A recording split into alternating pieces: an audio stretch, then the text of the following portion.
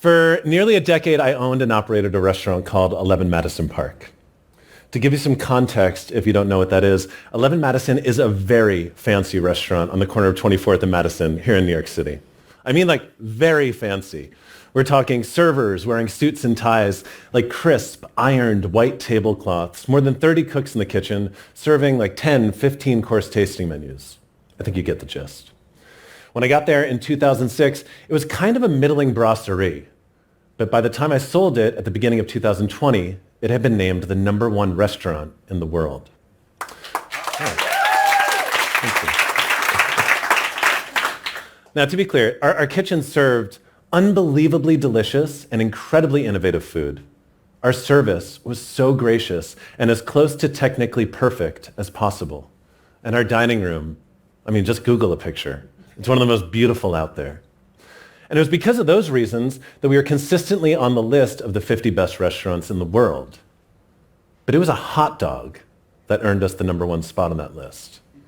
Or rather, the winning strategy that it gave birth to, unreasonable hospitality. The principle that guided us as we took ordinary transactions and turned them into extraordinary experiences.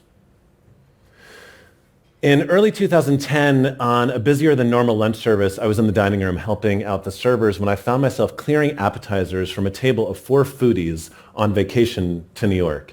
And they were going to the airport to head back home after their meal. I overheard them talking. What an amazing trip. We've been to all the best restaurants. And they listed a bunch. Per Se, Le Bernardin, Danielle, Momofuku, now 11 Madison Park. Then another person jumped in. Yeah, but the only thing we didn't get to try was a New York City hot dog. You know those moments in a cartoon where the animated light bulb goes off over the character's head, signifying they're about to come up with a really good idea? If you'd been in the room with me that day, you would have seen one appear over mine. As calmly as I possibly could, I walked gracefully back into the kitchen, dropped off the plates, and then literally ran out the front door and down the block to the hot dog cart. I bought a hot dog and ran just as fast back into the kitchen. Now came the hard part, convincing the chef to serve it in our fancy fine dining restaurant. Guys, he looked at me like I'd lost my mind. Serving what New Yorkers call a dirty water dog in a fancy 4-star restaurant, but I asked him to trust me, and I told him it was important to me. And eventually, he agreed to cut the hot dog up into 4 perfect pieces, adding a little swoosh of ketchup and a swoosh of mustard onto each plate, and finishing them with a quenelle of sauerkraut and a quenelle of relish. Then, before we served at the table their final savory course, which happened to be a honey lavender glazed Muscovy duck that had been dry aged for 2 weeks utilizing a technique that had taken years to perfect, we brought them their hot dog. I introduced it.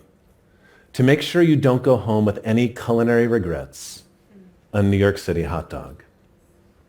Guys, they freaked out. I'm not kidding. At that point in my career, I had served thousands of dishes and many, many, many thousands of dollars worth of food, and I can confidently say that no one had ever reacted to anything I served them better than they reacted to that hot dog. Each person said it was not only the highlight of their meal, but of their entire trip to New York, and they'd be telling the story for the rest of their lives. See, that hot dog changed the way I approach restaurants from that point forward. Because up until then, I had been so focused on excellence, on all the little details that go into making a meal great, that I somehow hadn't realized something really important. That in restaurants, our reason for being is to make people feel seen. It's to make them feel welcome. It's to give them a sense of belonging. See, in restaurants, the food, the service, the design, they're simply ingredients in the recipe of human connection. That is hospitality. And I realized if we could be unreasonable in our pursuit of that, we could give people the kind of experiences they would remember forever.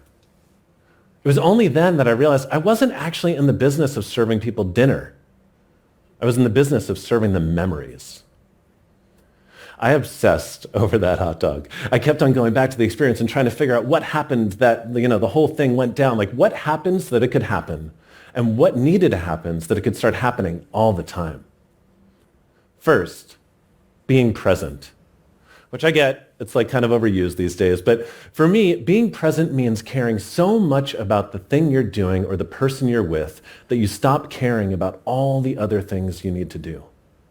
And it's essential in delivering unreasonable hospitality. See, so often we have such long to-do lists that we aren't able to slow down enough to actually listen to the people around us, to the things they're saying and all the things they're not saying. If I hadn't been present at that table, I never would have heard that throwaway line about the hot dog. Second, it required taking what you do seriously without taking yourself too seriously. Way too often in customer service businesses, we let these self-imposed standards get in the way of us giving our customers the thing they actually want. Okay, a hot dog in a 4-star restaurant is sacrilegious, but look at the way it made them feel. And third, it required the acknowledgement that if what you're trying to do is give people a sense of genuine belonging, one size fits one. Hospitality is about making people feel seen. And the best way to do that is not to treat them like a commodity, but as a unique individual. I really do believe I could have comped that table a bottle of vintage champagne and given them a free bucket of caviar, and it would not have had the same impact as that $2 hot dog, because it would not have been specific to them. The hot dog had given us a new true north, and now we had a roadmap. I started talking about it constantly at staff meetings, telling the team like what led to the gesture and encouraging them to go out into the dining room to find opportunities of their own. And they were just as fired up as I was. And we got started right away. Every night, finding a few really cool experiences to deliver to our guests. We had unlocked something important. We knew it was working. But we wanted more of it. We wanted to give these kinds of things to almost everyone. We wanted to make it a bigger part of our culture. And we recognized that we needed to invest in the resources to make that possible. So we added a position to the team. Someone whose only responsibility was to help everyone else bring their ideas to life. We called the position the Dreamweaver, named after the iconic song by Gary Wright. You've heard it, even if you don't think you have. I'll help you. It goes something like, whoa, Dreamweaver. Oh, sorry. I just had to sing it because that song is actually pretty important to me. It was playing the first time I kissed a girl. It will now be stuck in your head for the rest of the day. You're welcome. And with the addition of that position, we were on fire. Sincerely. A guest warned us in advance that his dad was more of a Budweiser, steak and potatoes kind of guy than Sauterne and foie gras. So the Dreamweavers turned our fancy champagne cart into a Budweiser cart, filled with every available type of Budweiser at every bodega in the neighborhood. A couple came in to console themselves after their beach vacation flight was canceled. So at the end of their meal, we turned our private dining room into their very own private beach, with reclining folding chairs, a ton of sand on the ground, and a kiddie pool filled with water they could dip their feet into while they drowned their sorrows over tropical Mai Tais with those little umbrellas. Or a family of 4 from Spain was in the restaurant. They were in New York on vacation. And while they were eating, the most beautiful thing happened. The kids were looking out our massive windows with wonder. It had started snowing, and it was the first time they'd ever seen real snow. The Dreamweaver somehow found a store that was still open at 8 o'clock on a Friday night, and when they left the restaurant, there was a chauffeur-driven SUV waiting to take them to Central Park for the most special nightcap, a few hours of play in the freshly fallen snow. With these gestures and so many more, our guests were obviously happier than ever, but you know what? This is the cool part. So is our team. Because for the first time, they had creative autonomy. They were no longer just helping to execute someone else's vision, serving plates of food someone else had created. They were coming up with their own ideas, and those ideas were affecting the guest experience. They were empowered. But mostly, we were all just happy because we were making other people really, really happy. There are few things more energizing than seeing the look of complete joy on someone's face when they receive a gift that you are responsible for giving. It can become one of the most beautiful addictions.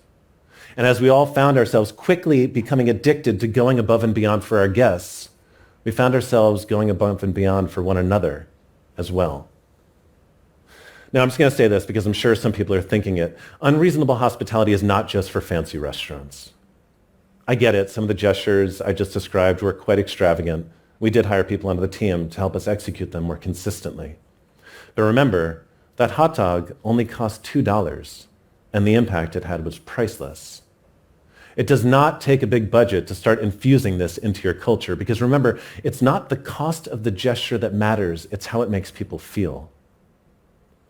For most of America's history, we were a manufacturing economy. Now we're a service economy, and dramatically so. More than 3/4 of our GDP is driven by service industries. Globally, it's more than 65%. That means that whether you're in real estate or retail or construction or finance or insurance or computer services, you do the same thing for a living that I do.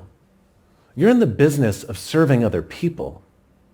And if you start to look closely enough, you will find opportunities for unreasonable hospitality to give people more than they could ever possibly expect all around you. Take real estate agents, for example. Every time I've bought or rented a new apartment, at best, the agent has left me a bottle of sparkling wine in the fridge as my thank you/congratulations gift. At worst, they've just thrown the keys on the kitchen counter. Now, this is someone with whom I've spent weeks, if not months, looking together for my new home. If they've been paying attention, they should know every intimate detail of my life. So imagine instead if the first time my wife and I walked into the apartment that we ended up choosing, they overheard her talking about the nook she imagined herself doing yoga every morning. And when we moved in, instead of that obligatory bottle of bubbles, in that nook was a brand new yoga mat with a candle and a note that said, "Welcome to your new home." I think that would be pretty cool. And compared to the average commission, it's a pretty insignificant investment in what will inevitably become a lifelong relationship. This is not rocket science. It just requires caring a little bit more and trying a little bit harder.